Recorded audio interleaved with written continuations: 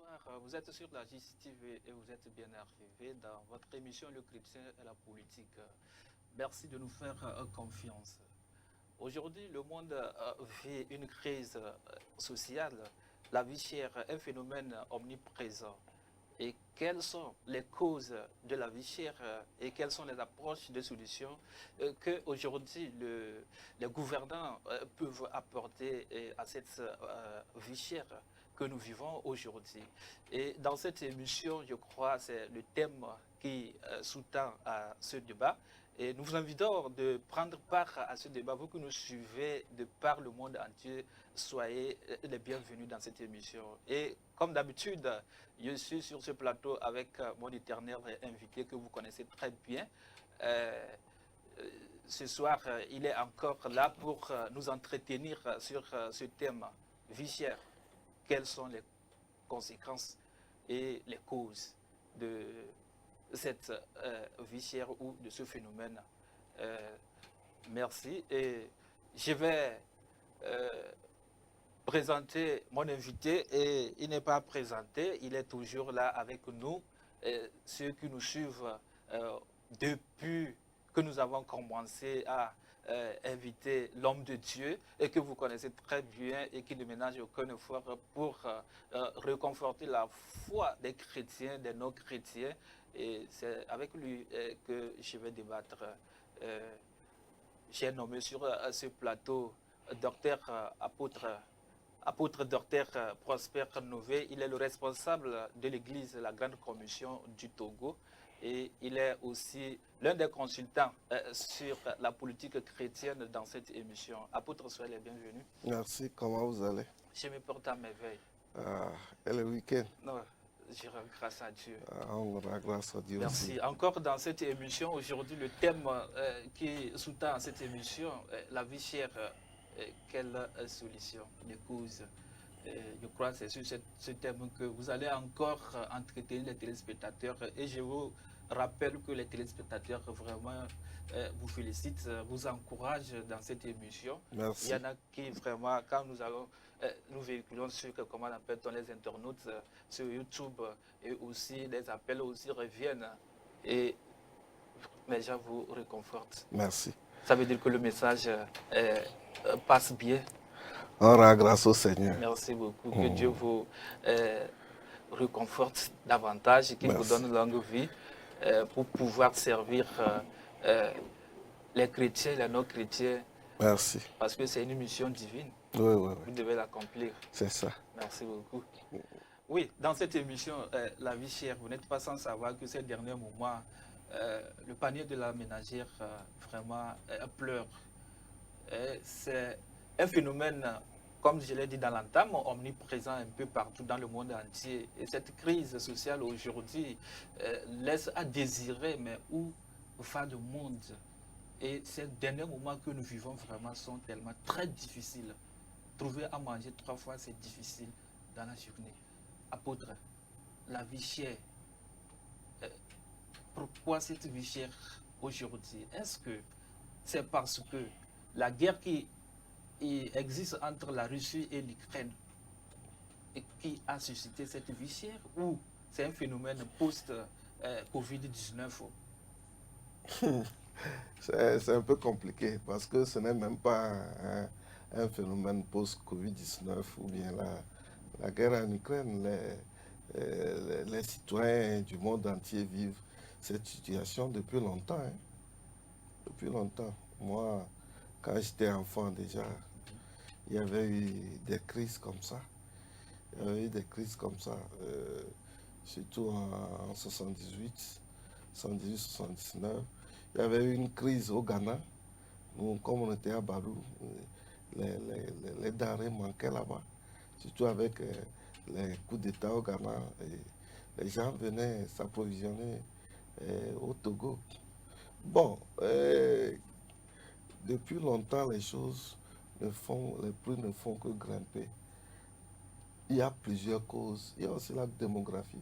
C'est-à-dire la population du monde s'élève et la politique de l'offre et de la demande. C'est-à-dire la demande est plus élevée que l'offre. Et tout ça là, ça cause le problème. À ajouter les crises qui ne cessent de se réaliser jusqu'à notre fameuse crise de Covid-19 qui a voulu raser toute la Terre parce que c'est une pandémie qui a affecté toute la Terre. Ce n'est pas une section d'un continent ou bien d'une nation. Tout le monde a été affecté et on n'est pas sorti de la Covid-19. Voici la guerre en Ukraine et surtout que la Russie et l'Ukraine sont les deux pays producteurs du blé. Du blé. Et par exemple, en Allemagne, c'est eux qui fournissent le gaz. Et surtout en Europe, c'est eux qui fournissent le gaz. Donc cette guerre a encore augmenté les enchères. Cette guerre a encore augmenté les enchères. C'est ça qui fait que, bon, maintenant, c'est un peu compliqué. Oui, vous avez bien dit, parce qu'on a remarqué que dès l'entame de cette guerre le 24 février, où la Russie a envoyé l'Ukraine, et après une semaine, en même temps, les prix des denrées alimentaires ont augmenté d'un seul coup. Alors que bon, on vivait quand même la post-Covid-19 et on se disait, mais post-Covid-19, au moins, euh, le peuple ou soit la population s'est adapté quand même à cette situation, à ce phénomène, la pandémie. Mais du coup, quand la guerre entre la Russie et l'Ukraine est arrivée, en même temps, les prix ont flambé. Il y a eu aujourd'hui l'huile, le bidon, 25 litres aujourd'hui. C'est à 30 000 C'est à maintenant. 30 000, J'ai 35 appris 000, que c'est à bien 30 sûr. 000. Bon, le problème est à plusieurs niveaux. Mais des fois, c'est la mauvaise foi de certaines personnes qui profitent de certaines occasions pour créer de la zizanie.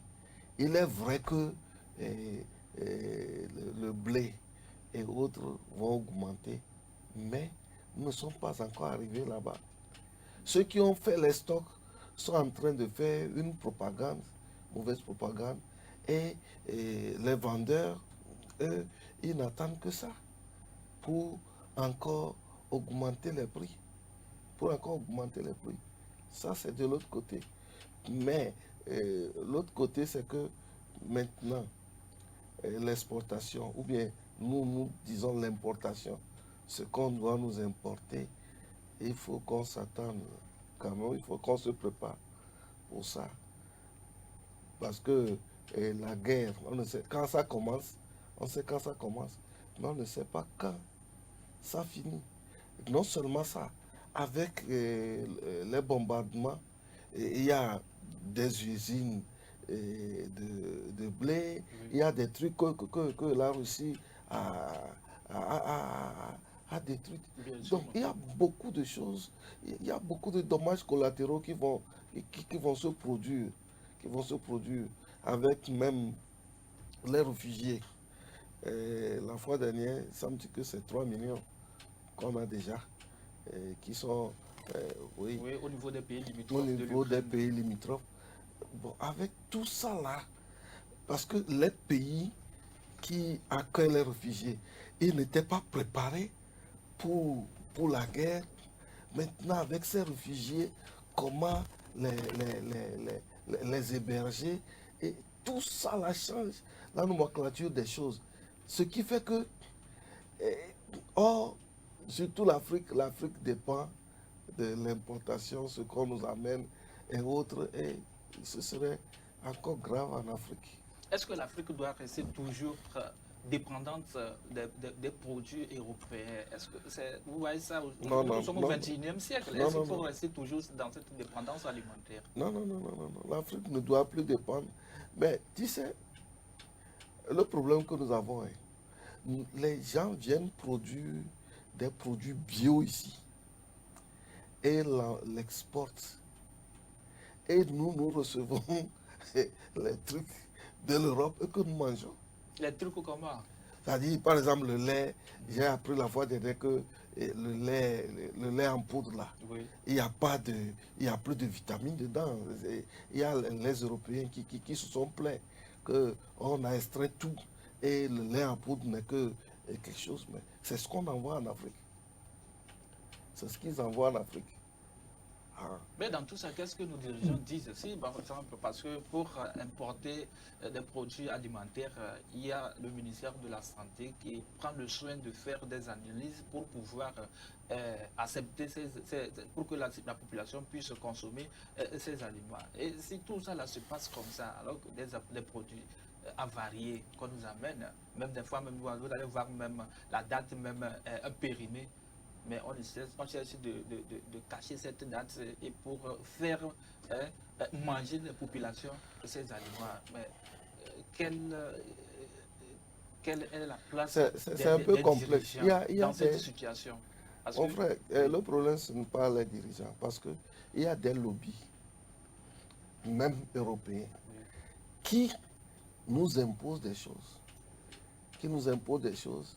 Et il y a des moyens pour essayer de trafiquer les choses. Le ministère de la Santé, est-ce que le ministère de la Santé a tous les appareils pour faire les analyses? Bon, par exemple, on produit quelque chose en Europe et chez eux, c'était périmé. Mais avant de nous envoyer ça, ils mettent une autre étiquette. Comment tu peux vérifier? C'est difficile de vérifier, surtout que nous n'avons pas les moyens pour tout vérifier.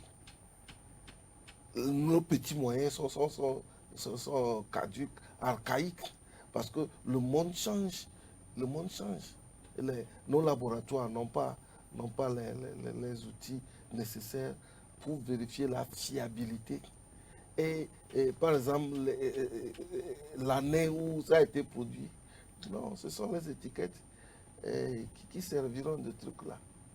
Maintenant, ce que nous pouvons faire, nous avons des terres, des terres cultivables, des terres arables que nous devons travailler. C'est ce que les gouvernants ont essayé de faire, d'appuyer des trucs là, des associations à l'intérieur du pays et autres.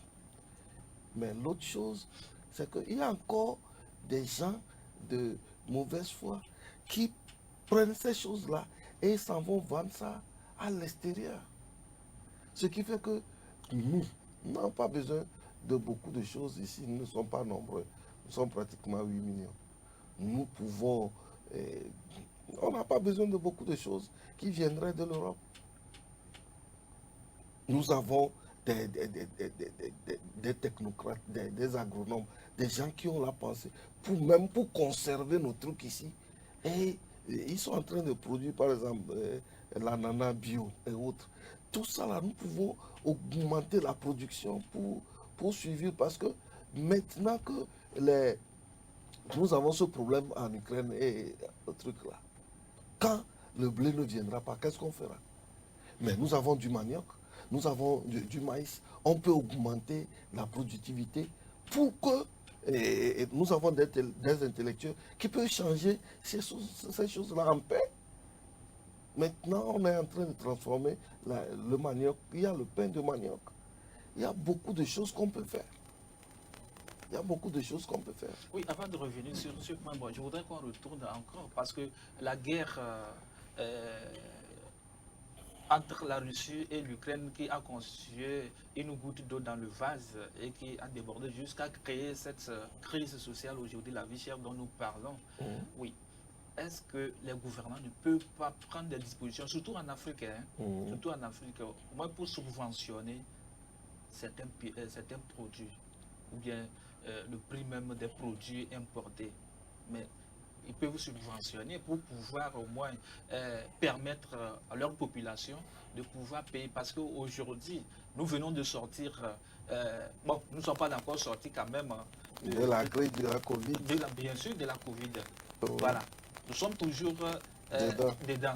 Et maintenant, cette crise est arrivée aussi et qui s'est impliquée. Mais vous voyez, donc, les populations sont atteintes. Oui. Elles n'ont pas de moyens financiers comme ça. Est-ce que les gouvernants ne peuvent pas prendre des mesures économiques, il peut dire subventionner les produits importés pour permettre aux populations de pouvoir vivre décemment? Oui. Le gouvernement peut prendre des mesures. Bon, je ne suis pas dans le gouvernement. Non, vous pouvez leur proposer des solutions. Vous pouvez leur proposer. C'est l'intérêt même de oui, cette émission. Oui, mais au moins, par exemple, oui. Au Ghana, ils ont augmenté le prix du pétrole, le prix de l'essence. De l'essence. Oui. Normalement, le prix du carburant au Togo doit être augmenté. Mais pour le moment, on n'a pas augmenté. Bon, ils sont en train, je pense qu'ils doivent commencer par penser pour subventionner les prix des denrées et autres. Ça, c'est un. Deux, c'est-à-dire, les commerçants, eux, normalement, c'est le gouvernement qui fixe les prix des trucs.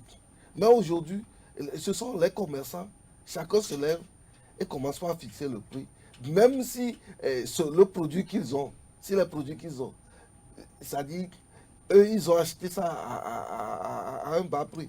Mais parce qu'ils ont dans leur magasin beaucoup de choses, ils sont en train d'augmenter les prix.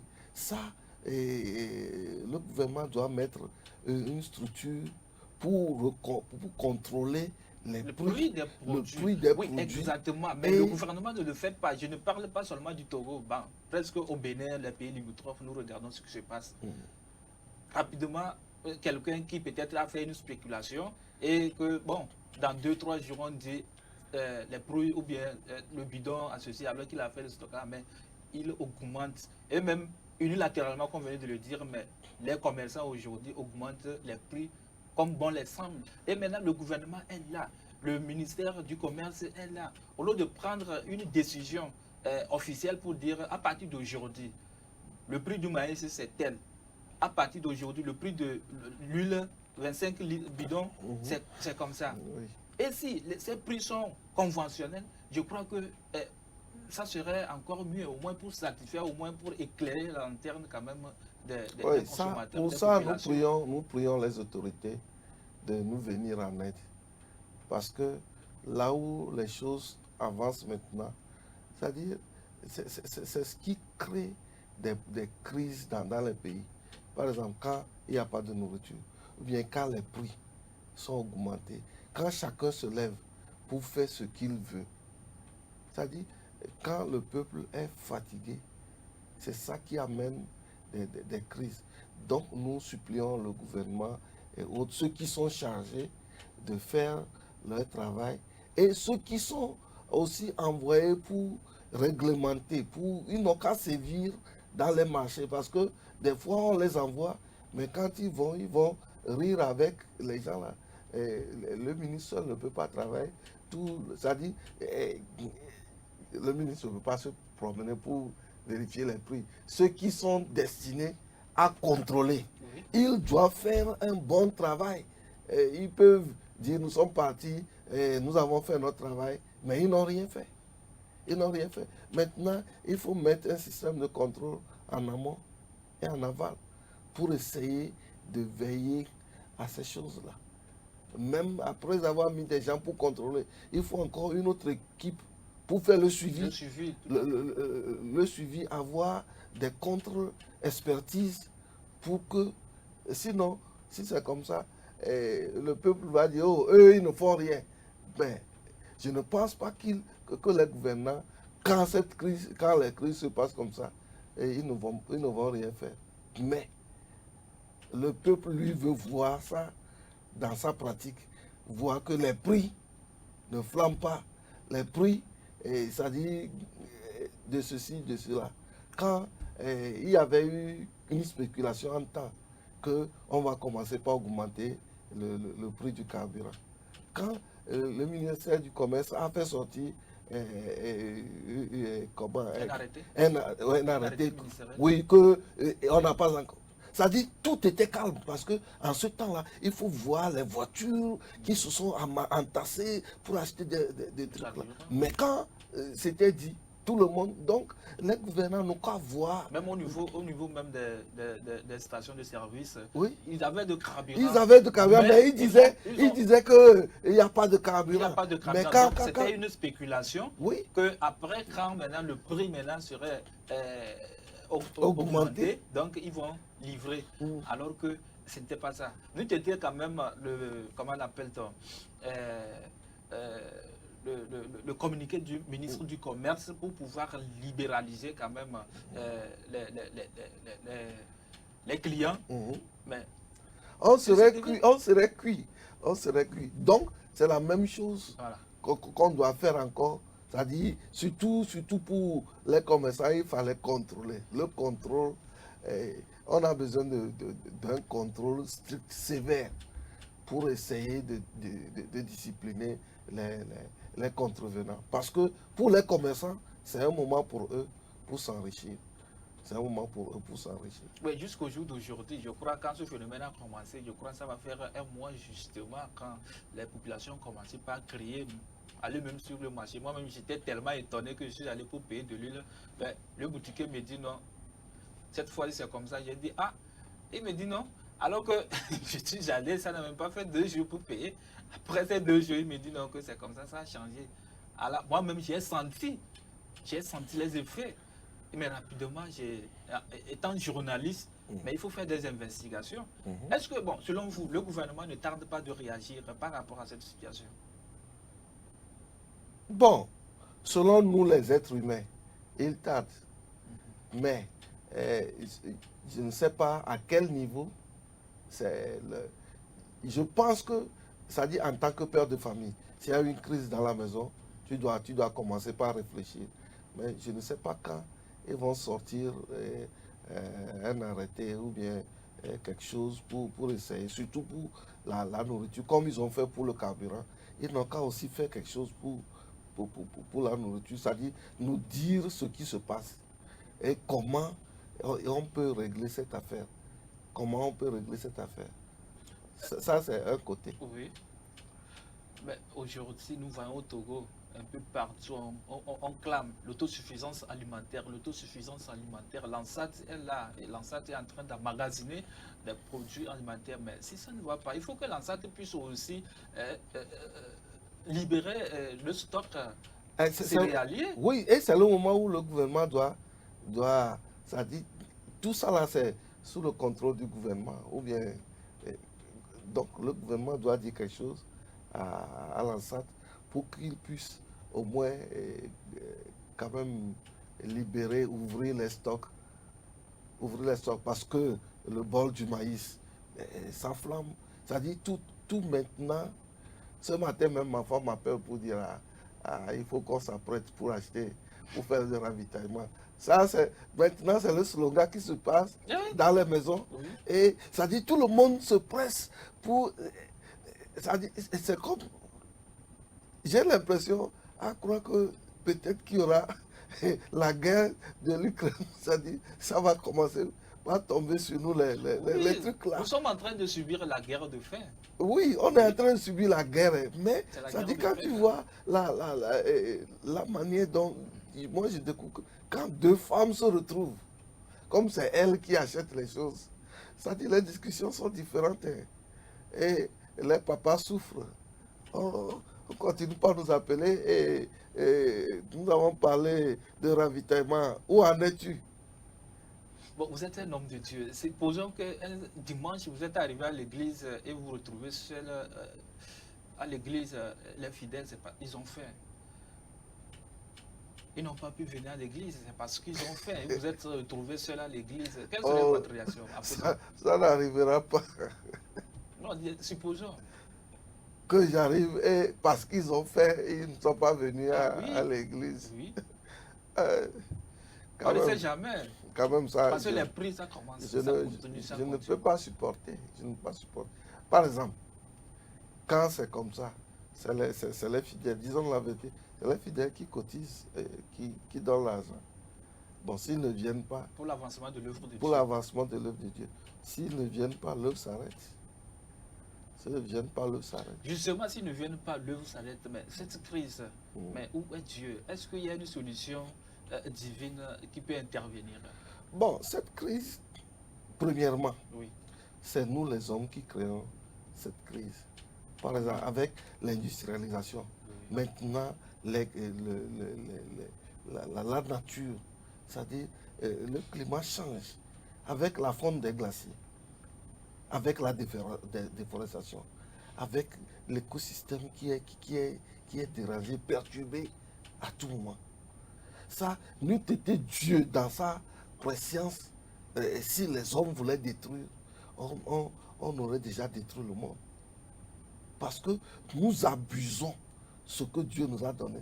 Nous abusons de tout cela. Donc, il y a eu des crises dans les temps passés. Par exemple, au temps de Joseph, Pharaon a rêvé. Il y avait eu une crise. Mais ils ont pensé, ils ont eu à chercher une solution. Laquelle? Par exemple, quand Pharaon a vu qu'il y aura, et que Joseph lui a expliqué qu'il y aura 7 années d'abondance et après 7 années de famine, ils ont profité de l'année de l'abondance pour faire un grand stock.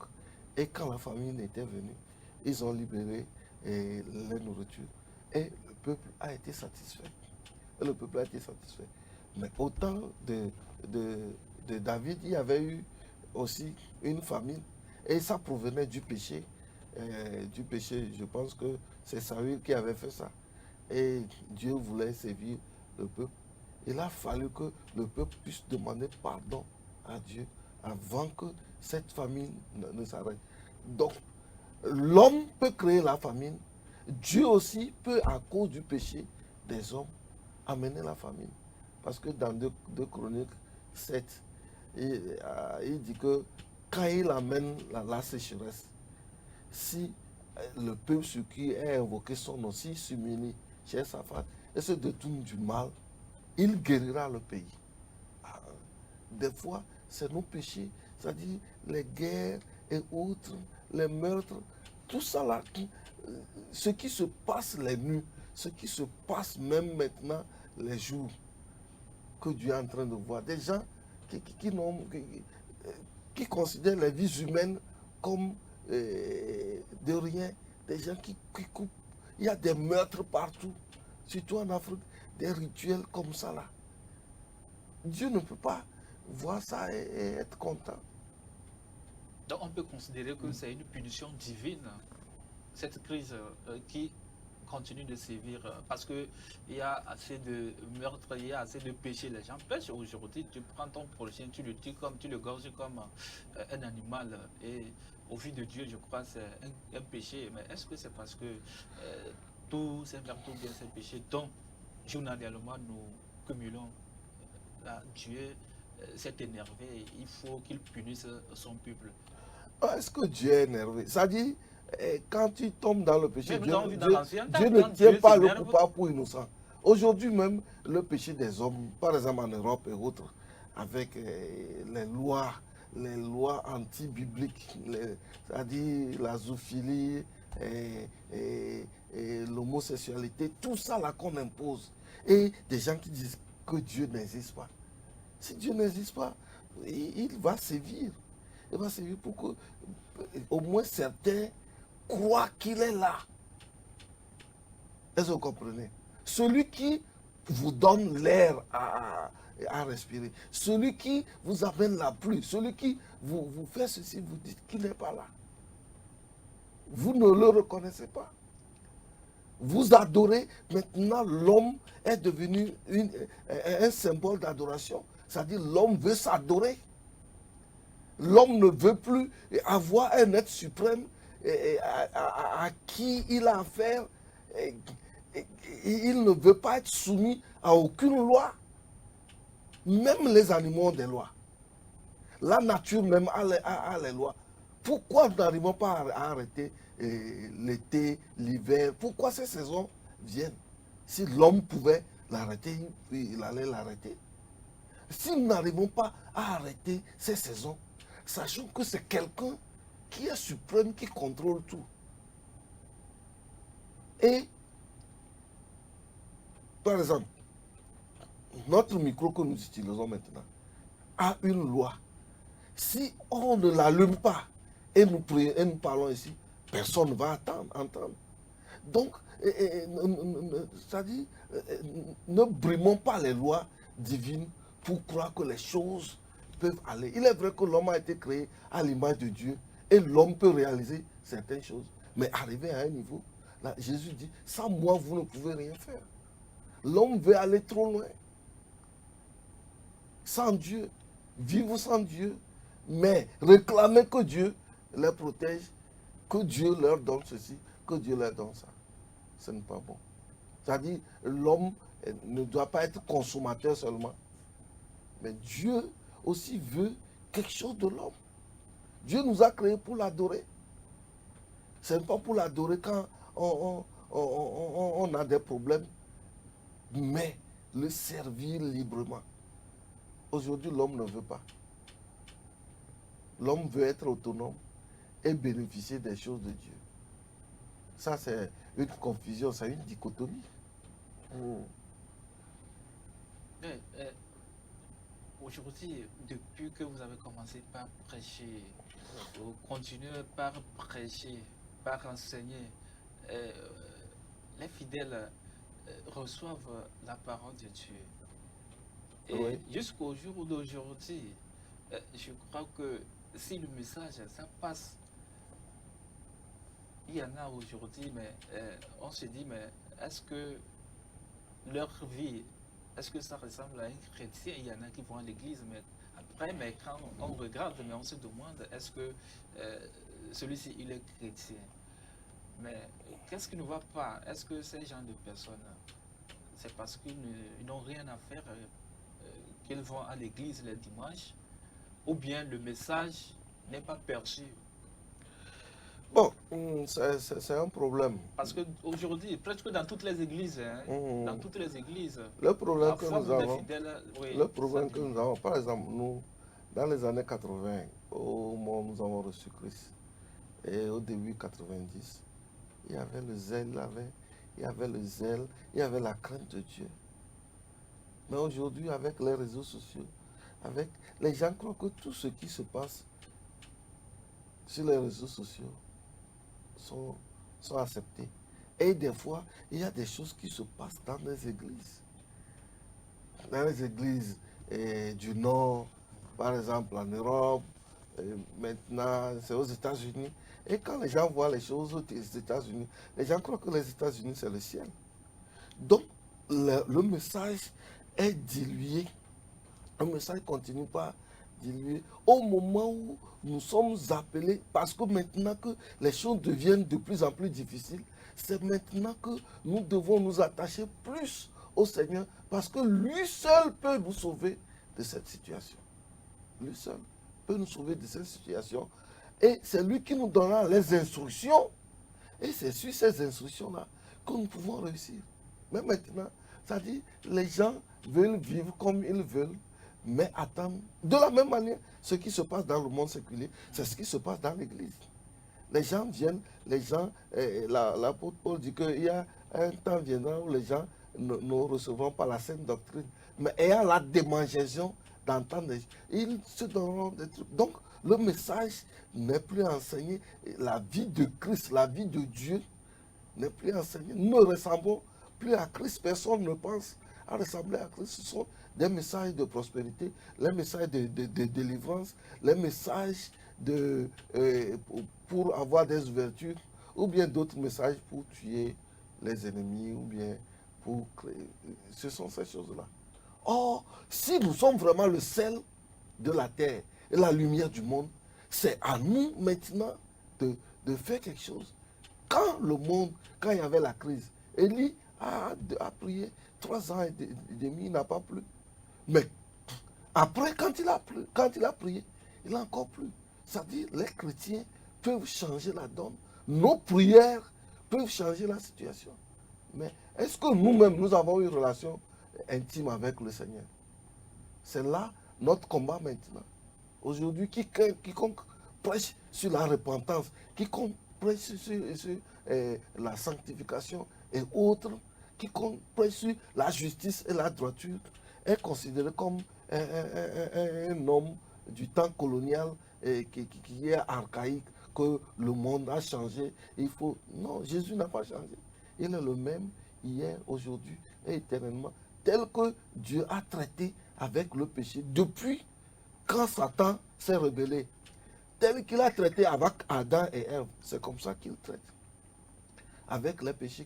Mais maintenant, nous avons le péché qui pilule. Même les gens disent que Jésus a porté nos péchés. C'est pourquoi nous devons pécher. Si nous ne péchons pas, le travail de Jésus à la croix n'est pas fini. Ça c'est une aberration. Ça, c'est une fausseté. Parce que nous sommes appelés à suivre les pas. On dit, c'est à cela que vous avez été appelés. Car Christ a souffert, vous laissant un exemple, afin que vous suiviez ses traces. Dans Romains 8, le verset 29, on dit, ceux qu'il a connus d'avance, il les a prédestinés à être semblables à son Fils, afin que son Fils soit le premier-né. Nous devons revenir à la ressemblance à Christ, c'est-à-dire vivre la vie de Christ. Si nous pouvons vivre ça, maintenant nous pouvons apporter une solution au mal. Par exemple, dans 2 Rois 6, il y avait la famine. Les gens mangeaient leurs enfants. Mais quand on est parti chez Élisée, Élisée disait, demain à cette heure-ci, les choses vont changer. L'officier n'a pas cru. Mais dans 2 Rois 7, la chose s'est passée. Dieu ça dit, il est toujours le même. Mais Ésaïe 59 dit, la main de Dieu n'est pas trop courte pour sauver. Ses oreilles ne sont pas trop dures pour nous venir en aide. Mais ce sont nos péchés qui nous séparent de lui. Au moment où nous disons à Dieu, Dieu laisse nous-mêmes nous contrôler, même dans l'église. Dans l'église, les gens veulent nous dicter le message que nous voulons leur prêcher, que nous devons leur prêcher. Oui, apôtre, justement, Dieu peut parler aux dirigeants, aux gouvernants de pouvoir prendre des mesures coercitives pour pouvoir arrêter ou bien diminuer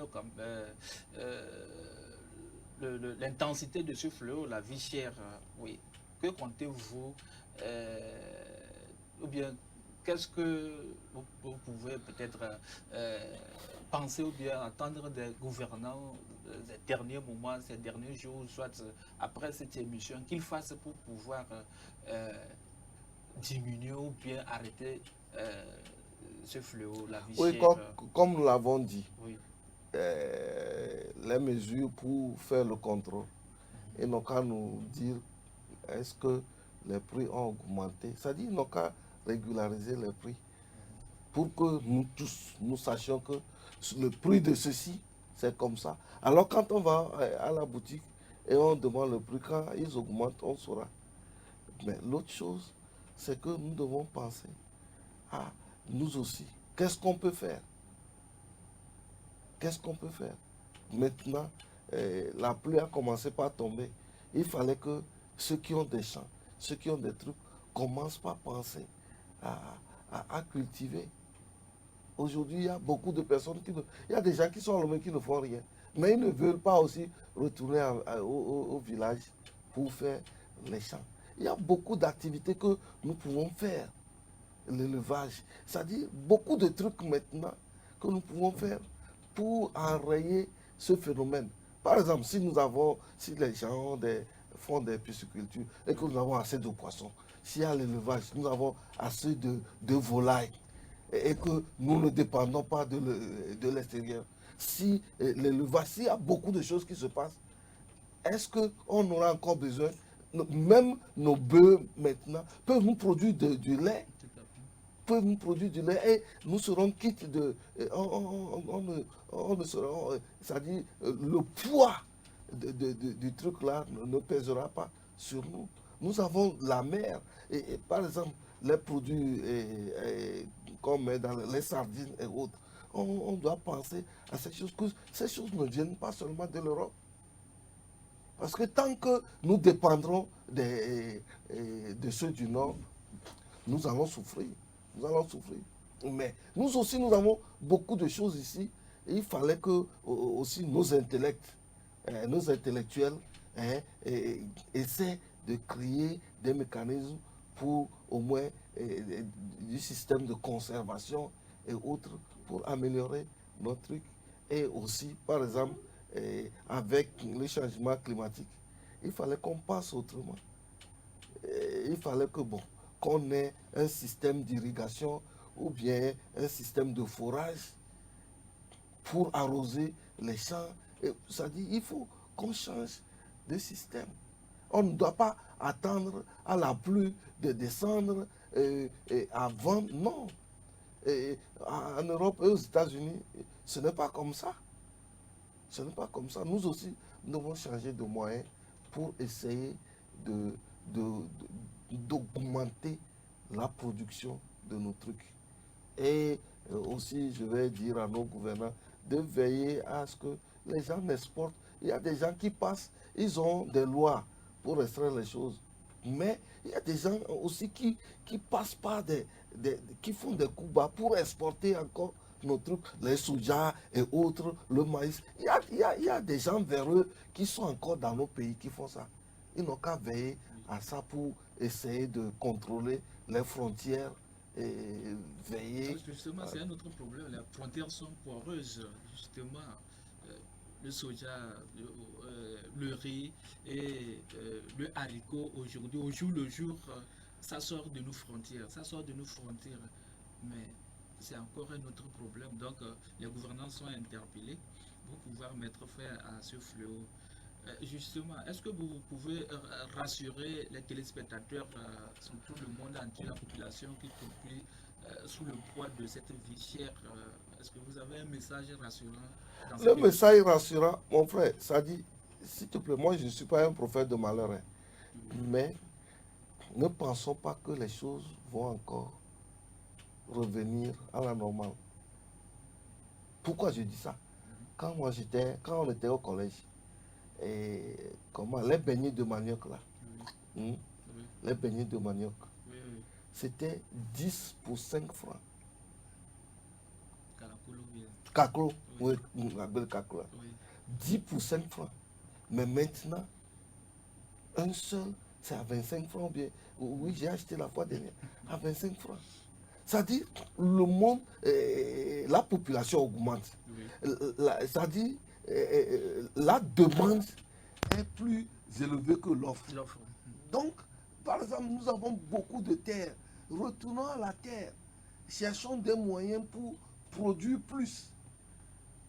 Produire plus. Nos frères maintenant, tout le monde veut être fonctionnaire. Or, nous avons besoin de beaucoup de fonctionnaires pour gérer. Avec maintenant beaucoup de l'avancement de l'informatique et autres, il y a beaucoup de choses que personne ne veut recevoir, ne veut recruter encore des gens pour travailler.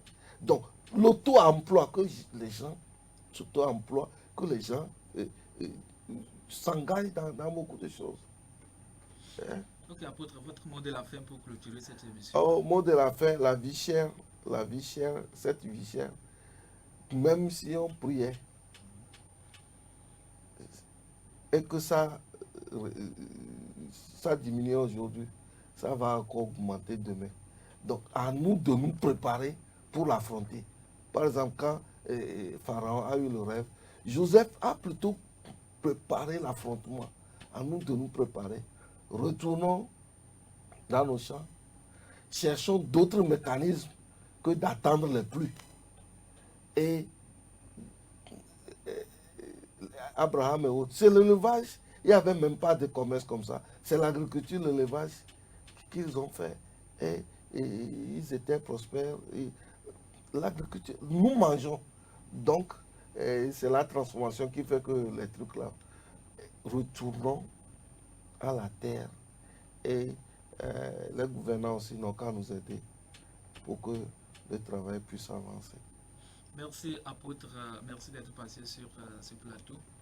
Merci aussi. Que Dieu vous bénisse. Que Dieu vous bénisse aussi, qu'il vous garde. Merci. Chers téléspectateurs, voici le message de l'homme de Dieu. Ne croyez pas que cette vie chère ou ce phénomène que nous vivons aujourd'hui va revenir en arrière. Plutôt ça avance, donc c'est à nous de faire beaucoup attention et il faut changer de mentalité. Je crois que cette émission vous fera beaucoup de bien. Et pour changer de mentalité, l'homme de Dieu, je crois, il a parlé, peut-être c'est la révélation de Dieu et vous allez changer de mentalité et pour pouvoir s'adapter à la situation. Nous voici à la fin de cette émission. Merci à vous que nous avez suivis et à très bientôt.